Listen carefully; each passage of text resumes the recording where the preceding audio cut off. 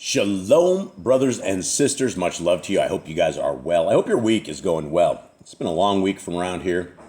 We're trotting on through, getting to a Shabbat. We cannot wait for a Shabbat. For those of you out there who are waiting like us for the Shabbat, we'll get there. Hang tight. Guys, what we're going to be reading out of today is Yah Scriptures. And you can get Yah Scriptures at yahscriptures.com for every single purchase that is able to get one of these big, hefty scriptures that you're never going to find anywhere else. There's not a book out there anywhere, guys, that is the size of this. This is 3,153 pages. It is large font. It has 103 books. It doesn't matter which distribution you go to, you will never find another book that has as much Apocrypha, as much truth, and that has had so much love put into it. And so if you guys are willing to help us with our brothers and sisters in chains, this is how you can help them, is by purchasing them. And we're not one of these places that are like, donate, donate, donate. Come on, please donate. And like all these other Bible vendors, you got the Yah Scriptures. They have been literally extorting the people of our Creator for a decade or more, and there's no fruits. And we barely just start getting into the prison system, and every single day there's massive amounts of fruits that are being shown. You had the Yah Scriptures, which is a criminal organization that the devil has completely run through. And they have to sit and they have to beg everybody to send us a thank you note, right? They didn't even have a single prisoner that they could say, hey, the Yah Scriptures has changed my life. But yet every single day I get thank you after thank you after thank you from these brothers in chains. And this is the fruit of Yah Scriptures prison ministry. And there's room for all of you guys in Yah Scriptures prison ministry. Now there's 3 of us right now that are involved in writing to the brothers and sisters in chains. We just got another brother in yesterday, and he is getting ready to take care of 3 brothers.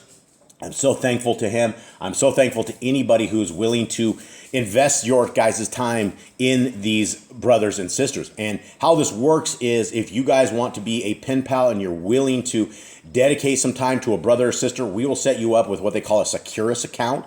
We will also fund this Securus account because it costs us 88 cents every time that we send a prisoner a message. And so we will fund this for you guys, because I don't want you guys to get this out of your pockets, because I know a lot of folks, 88 cents is a lot. It's a lot for us. But our people have been very, very generous. And so we have the entire system that's set up. In fact, we will even set it up, put the brothers or sisters in there. So all you guys have to do is basically just click start compose, and you're able to write them and write them back.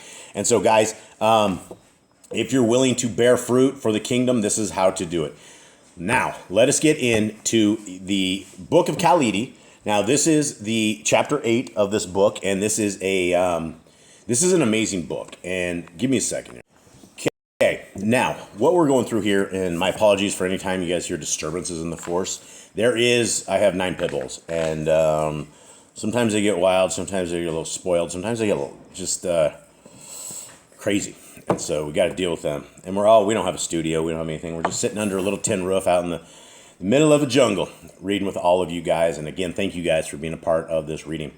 Now, for those who do not know, Yahushua is the name of our Messiah. There were no J's in Hebrew.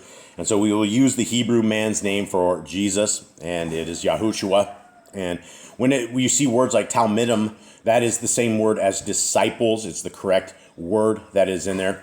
You see words like Kepha, that is actually Peter, and his name was never Peter. And so this is the beginning. Sorry, guys, there's so many disturbances today. We're going to make it through this. Okay, Yahushua said to his Talmidim, the seed planted was good, and there is a rich harvest ready for the cutting. But alas, the harvesters are few. Therefore, the overseer must be requested to send more men. Guys, this is one of these things that we hear about all of this in scriptures all the time, that we need the harvesters ready, right? And there's times where Messiah talks about, it's not all of us that are going to be planting the seeds. Sometimes we're going to come across and be the guys that are helping to water it. Sometimes we're going to be the guys helping to harvest it, right? There's going to be a lot of this. And this is why Yah Scriptures prison ministry, for anybody that is willing to take this on, is an amazing harvest. There is a tremendous amount of brothers in here, and when you start talking to them, when you start sending them some love, when you start caring about them, all of a sudden the things you care about are important to them. And it kind of goes just like that. And they're going to respond to love in that fashion. Now, continuing on, the following day, Yahushua was seated among the trees near the house of Kepha, and with him were many Talmidim. And one said to him, Adonai, since the days of our fathers, many slaves have come into the land, great numbers having no slaves, being forced into brigandage, for otherwise they would starve. Are these men evildoers? So they're talking about the people having slaves, and they're asking Messiah, are these people evildoers?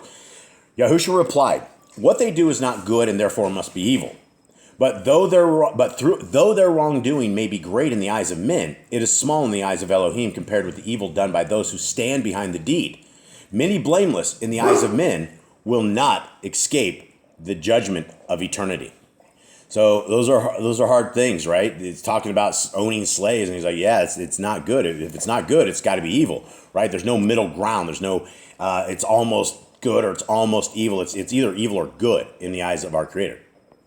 44. The disinherited say, all things will change when Yahuwah wills it. But I tell you, the Father will not do the work of his sons. The deliverer comes to take men to their places of labor and will ease their burdens there, but he cannot undertake the whole of the task. He will initiate the rule of Elohim, but cannot force it upon men. He will teach them to judge the underprivileged justly and to deal harshly with the arrogant. The rich will be less rich and the poor less poor. He will point the feet of men towards the path of perfection, but cannot carry them along it. Earthly sovereigns can drive men to fulfill their tasks, but no one can be driven along the path to glory. Only those who guide and lead can take men this way. There's a tremendous amount to discuss in this verse, this single verse in of itself. It's a meaty one. You guys look at this, right? So it's something that this is the book that changes so much for me, because there's a lot of stuff that I get that I did not get. One of these things here is that, and you know, it should be somewhat obvious, and it probably was, but our Creator uses people to do his will, right? He doesn't do his will himself per se, right? That's where all of the sons of the kingdom come, right? The deliverer comes to take men to the places of labor and will ease their burdens. He's talking about himself, but he cannot undertake the whole of the task, right? He cannot take us to the kingdom.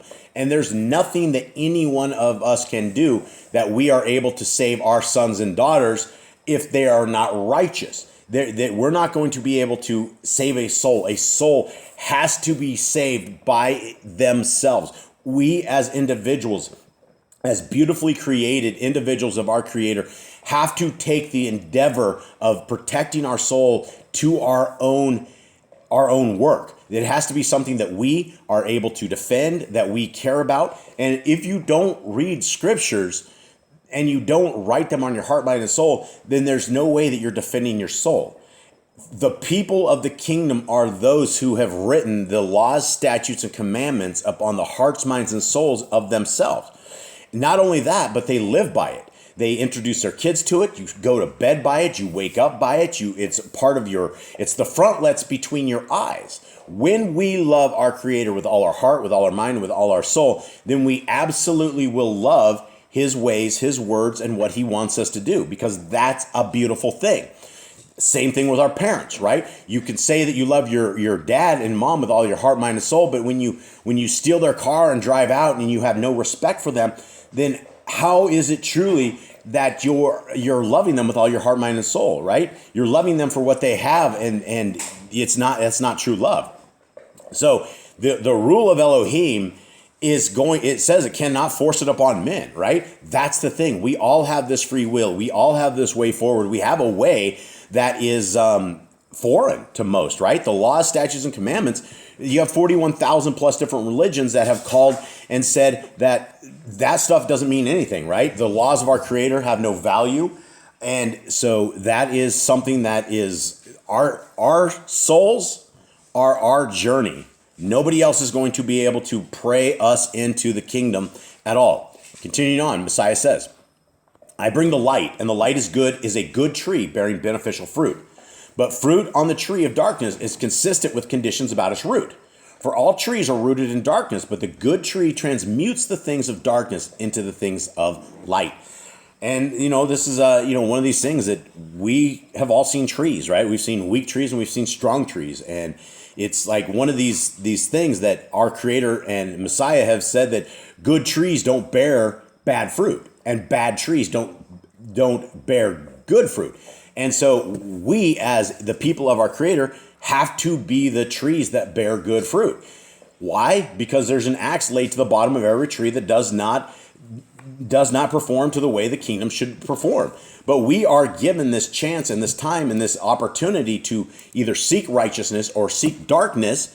And when we seek the goodness, the things of our Creator, then we are part of the kingdom to come. But, one of the things, and I think I'll end on this right here, is one of these, I had a brother or sister, I'm not sure which it is, but they were messaging on one of our channels, and they were asking, like, how do we know we are under the laws of our Creator? And the question is a very, very good question, because I guess a lot of people don't know. And so what I explained to this brother or sister is that you won't have the laws, you won't be under the laws unless you know them. If you don't know the laws, statutes, and commandments that are found in Genesis, Exodus, Leviticus, Numbers, Deuteronomy, at the end of the day, when it comes to judgment, this is all on us. There's nobody else that is going to be part of this, right? We will be judged and based upon our entire thing. And so the way to the kingdom is a people that care about the ways of our Creator. They are a people that have the faith of Jesus the Christ, Messiah Yahushua, who is our King, who will also be our Savior, who will be our leader, who will be all of this. And we had some of those in Judaism that jumped on yesterday's, where I talked about Messiah being our sacrifice and being our priest and being all this. They wrote back, "Oh, you're sick," and then they start jumping into Judaism stuff, and I'm like, that's a problem. We are so blinded in this world by so-called religion that none of us have ever picked up the book and read it. And when you pick up the book, it destroys all of these other religions. Religion becomes useless when it comes to Scriptures, because if you are going contrary to what Scripture says at any point, then that's a problem. We don't want to be those people. And so, guys, with that, I hope you guys have a wonderful day. Thank you all for being a part of this reading. Much love to you all. I'm out.